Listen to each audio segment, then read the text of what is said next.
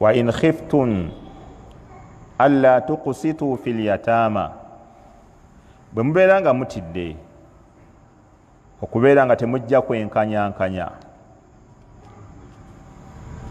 ku baana bamulekwa. Bano bamulekwa ki Allah tabaraka wa taala bayogerako wano? Waliwo hadisi ebanyonyola rawahu al-a'imma, ba'imma bajogera wallafdhu lilmuslimi, nga lafdhu ya muslimu, an urwata bun zubairi, eva ku urwata bun zubairi an aishata fi qawli llahi taala, mama wabakiza Aisha yanyonyola nga nyonyola etteeka lino, wa in khiftum alla tuqsitu fil yatama, bwe mubanga mutidde temujja kwenkanyankanya ku baana abo bamulekwa, fankihu ma taaba lakum, muwase abo ababa babalungiyidde mu balala, oba muwase aba halaali. Ekigambo twaba wala ojja kulanga bagambye abali halaali, muwase abali halaali abalala. Fankihu ma taaba lakum, muwase abali halaali abalala abatali bano baki bamulekwa. Bamulekwa bano Allah bali ategeeza ki? Aisha agamba ano Urwat ibn Zubairi qalat, Aisha agamba ya ibna ukhti, Urwat ono yali ayitata Aisha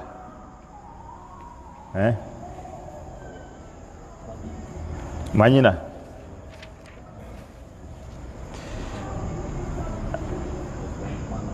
Abdullahi ibn Zubairi. Abdullahi ibn Zubairi yali ayitata Aisha. Abdullahi ibn Zubairi yali ayitata Aisha mukoddomi we,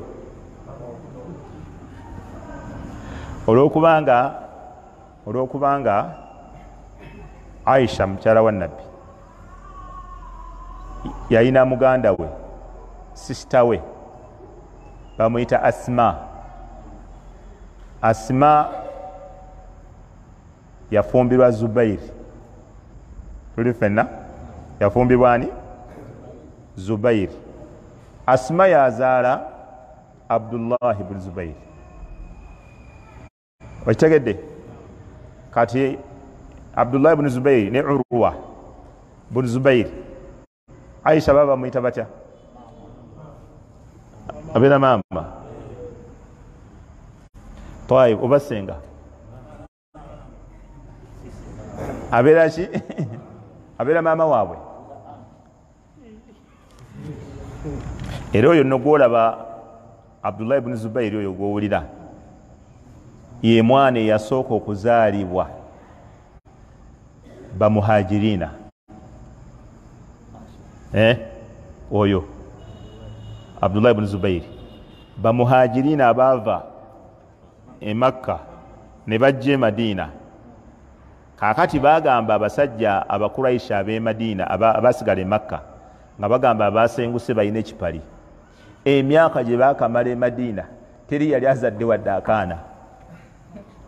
Kati ne babakazaako ekyo, n'omusujja gwabameketa ne gubamalamu n'ennyama, bonna baasigala bugumba bwereere.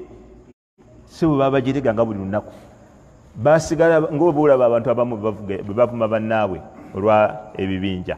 Ekibinja kino kiweereza kiri, nekiri kiweereza kino.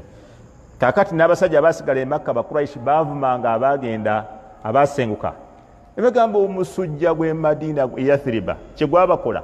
Mulowooza baasigaza wadde akanyama, tebasobola wadde okuzaala omwana. Era ky'oba olaba okubikkula ku kibegabega ekimu nga tukola tawaafu ku Kaaba omulundi ogusooka, Nabbi yakikola lwa illa eyo. N'okuddukaddukamu okwo kwolaba,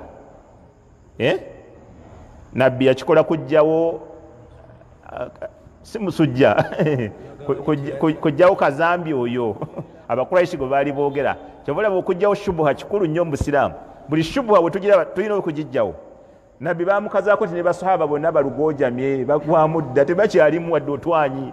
Kati Nabbi bwe yajja okukola tawaafu n'abagamba basahaba nti n'ekibegabega ekimu mukirage bweru, mukireke bweru tubalage omubiri n'okuddukamu n'abagamba muddukeddukeemu emirundi 3 gino egisooka abasajja balinnya ku nsozi emabbalibbali ne batunula ne bagira bati ne baga waapi bano tebayitwanga mumusujja wowo laba amaanyi nabo omubiri ne batya ne bakwata ku mimwa sibe bano nene akajanja ne kabagwa okiraba kati ng'oli yali agamba mu ssente za lubaale nzityanzi lwaki nziwa balala kati nange lumu natwalako mu mala akajanja nga olaba kati nange wenzitutte kati akajanja naye nasirika okiraba kati nabbi yabikula ekibegabega n'abagamba muddukeddukeemu ng'amaanyi gokka ge bakozesa abaswaba baava e Madina nebagamba nedda baali olwo bavudde Madina bakomyewo bazze kukola umra kati kwekwo okujjako essayidi eno kyekutegeeza kaali kalombolombo kakujjawo eyo shubuha abali gye baali bataddewo abayaayi bamafiya nabbi n'agijjawo n'okubalaga amaanyi n'omubiri gwennyini ne bagulaba nga basajja banywa amazzi gaabwe n'entende ne baziriira ddala okiraba kakati oyo Asma bwe yafumbirwa Zubairi naye n'azaala omwana oyo gwe bayita Abdullah ibn Zubairi nabbi n'asanyuka nnyo sallallahu alaihi wasallam ne basahaba ne basanyuka kati n'omushikira gw'okuzaala ogwo nagwo guli ku ttaka tewakyali okuzaala abaana